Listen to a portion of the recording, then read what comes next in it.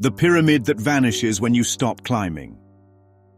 Maslow's hierarchy is a motivational theory, not truth. And right there, the game's given away. Because truth needs no theory. The pyramid starts with the word need, which is already separation's language. Needs imply lack, and lack only exists if you think you've been cut off from source. The structure is an egoic ladder dressed up like a map to freedom. At the base, they put food, water, shelter, maintenance for a costume, not the self. They make it sound noble, but it's just keeping the stage prop from falling apart. Then they add safety. Safe from what if you are eternal? Safety only makes sense if danger is real, and danger only makes sense if separation happened. Next comes love and belonging, as if love can belong anywhere, as if belonging doesn't already imply you were outside something you had to earn your way back into. Love is whole. It doesn't hand out membership cards. Then there's esteem, the applause of other dream figures, still just characters in a play, clapping for a performance that never left the script.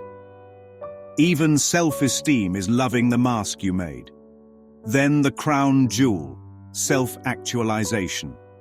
How can wholeness actualize? The self they're talking about is a mask, and masks don't wake up, they get taken off. And then comes the shiny new addition, the so-called sixth level, self-transcendence. It sounds like freedom, but it's the ego slipping in the back door wearing prayer beads. How does the little S self transcend itself? It can't. The only way out is disappearance. You don't take the mask and make it holy. You drop it entirely. They try to sell it as surrender, connection, love, but notice the assumption.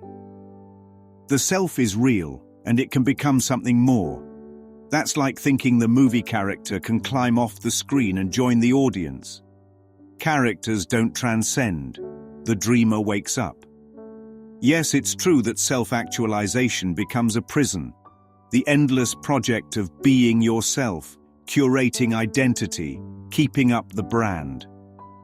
But the self they are trying to refine was never there.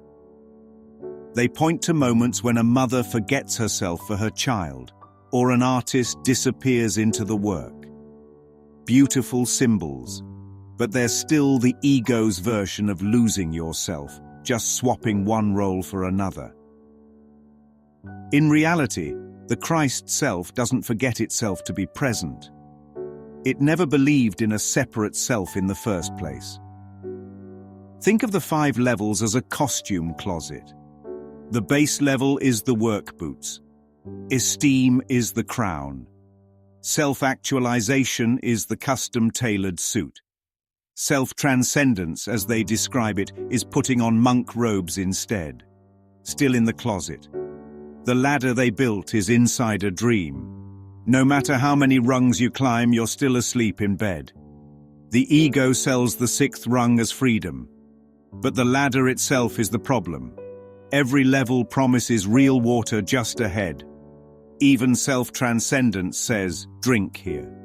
But the desert is in the mind. Wake up and you find you are never thirsty. The truth is not that the self needs to transcend. It needs to be recognized as fiction. The self God created has nothing to transcend because it was never in a hierarchy to begin with. The world loves pyramids because pyramids have a top, and tops have climbers, and climbers have competition. It keeps the separation game alive. But reality is a circle with no top, no bottom, and no place to fall from or rise to.